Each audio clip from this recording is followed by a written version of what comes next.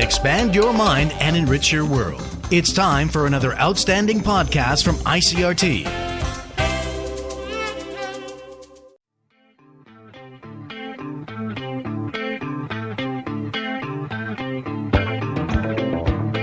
Hello and welcome to another podcast edition of Taiwan Talk. I'm Keith Manconi. The number of people living in Taiwan who trace their roots to Southeast Asia is growing each year. And now the new Taipei city government says it's working to focus more support on this diverse group of people. Today, we'll be taking a look at one of the city's first projects, a new TV show aimed at profiling the new immigrant experience and providing useful information, not just Mandarin, but also Thai, Vietnamese, and Indonesian. In a moment, we'll be speaking to some of the people who work directly on the show, but first, we're going to be hearing from Tim Wen with New Taipei's Information Department. I started our conversation by asking why New Taipei City decided to take on this project. I have to start with our original thoughts on the new immigrant policy. Say a long time ago, new immigrants were not a big population of our society, and to be honest, we weren't really paying a lot of attention to them too. But now they're in about 6% of our population, and their population is still growing. And they also contribute a lot to our society, whether in terms of labor or in terms of their any other kinds of contributions. And that's why we are starting to really appreciate and trying to understand that what are their needs and what we can do for them to make them feel more comfortable and to make them really be part of our society better. And so that's why this program is just one of the starters that we're trying to do to make them feel that they're really part of our society and they're not just another immigrant that works here and maybe 10 or 15 years they decide to go back home and they had a bad experience. That's not what we want to have here. And you were telling me a little bit before the interview that in some ways the attitude towards immigrants has changed a little bit in terms of before it was all about assimilation. It was all about making these new immigrants, just a part of society. But that's changed a little bit, right? Right. Like you said, I would refer it as this. 5 or 10 years ago, our mindset, or for a lot of government officials, they were thinking about trying to blend in the new immigrants, or in other words, to say, trying to make them part of us and ignore their needs or ignore that they're different or overlook their differences. But actually, they are not exactly the same as us. They have their own culture, and their cultures are also important. Whether it's they're from different country or they're different races, they're different colors. It don't really matter that much.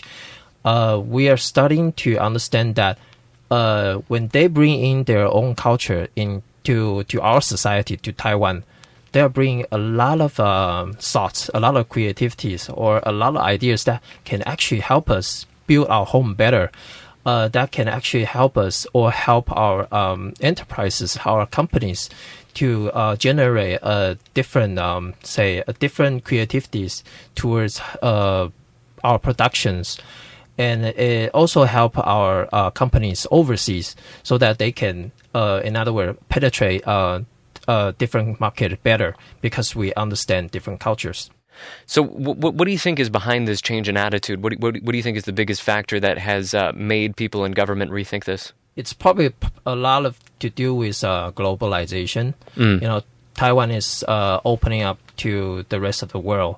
It's not just happening 5-10 years ago, but it's really generating the effect now that we're trying really hard to appreciate and trying to open our markets and also our minds to the rest of the world. And that's why we're embracing and appreciate that the rest of the world is also pouring ideas and pouring their talents to Taiwan.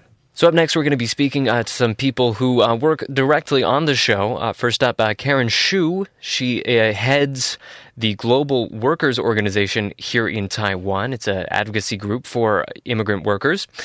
And she is also a producer for the show. Karen, thank you for joining us. Hi, everybody.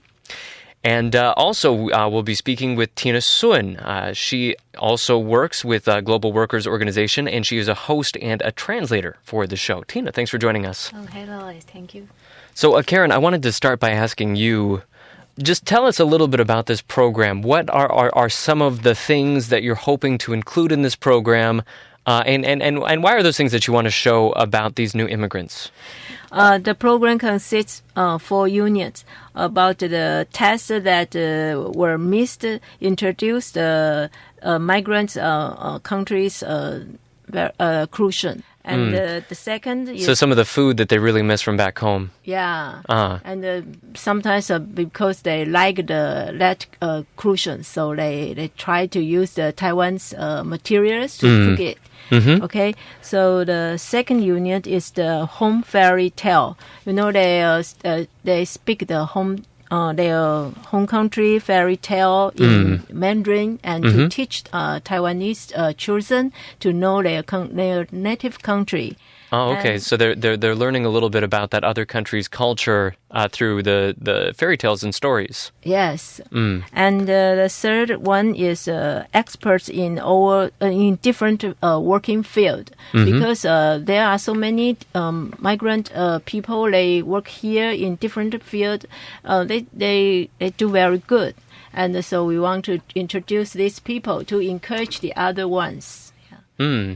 So they can learn a little bit about their success, maybe? Yes. They can know, maybe you can understand how they do the work, and the other migrant can learn from them. And the other is about the information they live in Taiwan. Maybe the government offers some public service, and like you can how do you use this public service like that. And so, what would you say is new about this show that hasn't been done before? I think this TV show is different from the other before, in many dimensions. Like the host and the performing actor is the new migrant. So I think it's different. The other is we train this migrant actor to perform by themselves, and we think if they just learn some media skill, like how to perform, how to be an anchor, and they can express their situation and opinions to the Taiwan's audience.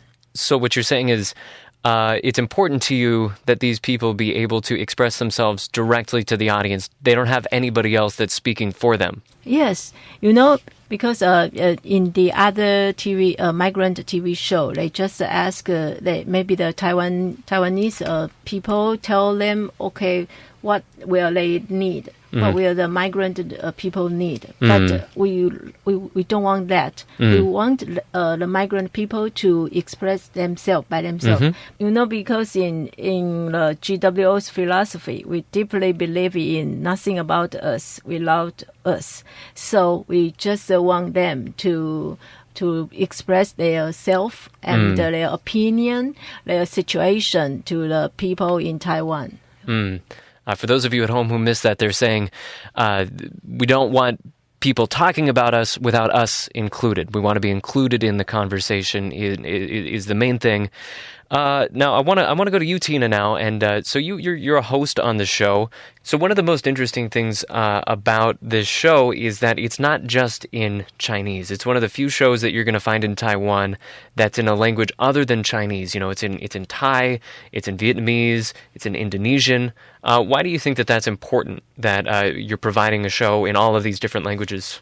Because parts of the new migrants, they still do not know. They still do not know the Chinese very well. If we have the subtitles in their own language, maybe they will know it better. And then we give the time for them to learn more Mandarin any other time, slowly, not on push. And then so maybe because more of the new migrants, they don't see the TV because they don't understand. So maybe we can give some things they understand, and then it's close to us. So it's very good. So have the subtitles for their own mother language. So it's one step towards making Taiwan feel more like a home. Yes. And I wonder if it also has something to do with Tim from New Taipei City government. He was telling us a little bit earlier about one thing motivating the government is that they want to show what's unique about these new immigrants. It's not all about assimilating into Taiwanese culture. It's about celebrating what's unique about these immigrants. And I wonder, is that important to you when you make this show, showing what's unique and what's different? Okay, this will talk about me as the immigrants from Indonesia. Yes, I have the very deep feelings about this because for the first time I come here, they always push me to learn the very, very well the Mandarins, and then I need to forget everything where I come from.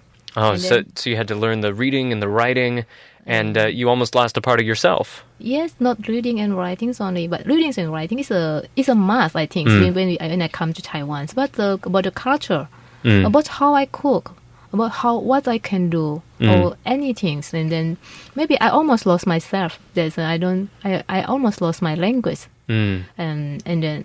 Because when I teach my children to speak Indonesian or English, and then they complain about that because you make my grandchildren do not know how to speak Mandarin, don't understand their grandparents. Maybe this is my fault, but they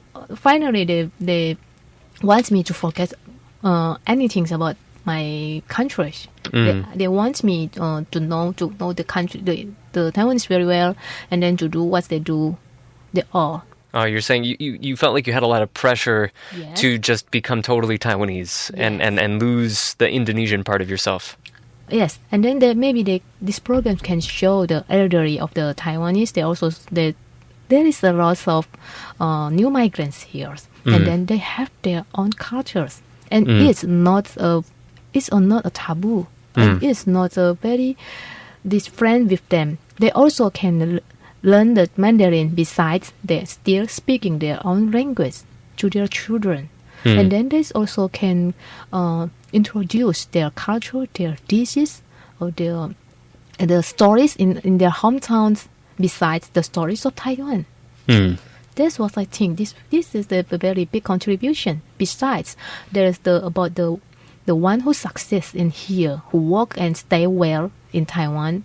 About this segment, I think this gives me the inspiration that they are immigrants and me too, so they can succeed. Why not? I cannot succeed, so I can succeed also. That's the inspiration for the newcomers. Now, here's a question that I wanted to ask you, Karen, is so you're the head of Global Workers Organization, and this is an advocacy group. You guys are trying to promote the rights of new immigrants and workers in Taiwan. And some of the issues that these workers face are a little bit controversial. Like recently, there's a controversy about wages for workers. There's controversies about how long, especially laborers or caregivers working at home, how long they're allowed to work. And so, these are some pretty controversial issues. Sometimes we see demonstrations against the government. Now you're working on a TV show and you're working directly with the government. Are there any issues that you avoid, or do you avoid being too political with the issues that you take on? Is that not what you're interested in? How has this affected what kinds of topics you're going to talk about? This TV show, the New Taipei City government sponsored this TV show and focus on the new immigrant spouses here. But as to the migrant workers here, we have our own video shows for them. Because as an NGO, we must have our stand and our opinion. We have the duty to speak for the migrant workers' right. So, as the labor's topics, we do by ourselves to advocate to protect their right. So it's kind of two different things right now. So this show is one of the first things like it in Taiwan. It's one of the first places where, you know, lots of different languages are going to be on TV. And you were saying earlier that, you know, this is in response to some pretty new changes, to changes in the demographics, and the population is just growing and growing. So what should we expect in the future? Are there going to be more projects like this coming out of New Taipei City in the future? Most likely, yes. And this is what we're hoping for. You know, we are hoping to lead the lead the government and probably lead the rest of the Taiwan, so that through this show we can start to see changes and start to see that people are trying to pay more attention, and people are trying to give more care to the you know, to another person or to a totally stranger next to each other. All right. Well, thank you all so much for coming in today. We've been speaking with Tim Wen, Karen Xu, and Tina Sun. Thank you all for being here. Thank you. Thank you. Thank you. The show is Happy New Immigrants Journal, or in Chinese, 幸福新民报. It's broadcasting each Sunday night at 9 p.m. on Channel 3, first in Mandarin, and then rebroadcast in Thai, Indonesian, and Vietnamese. You can also find it on YouTube. The first season is actually wrapping up in just the next month or so, but the city says it's planning another one coming up soon, so should be a lot more to look forward to. All right, that's it for the show today. Thanks for listening. For Taiwan Talk, I'm Keith Manconi.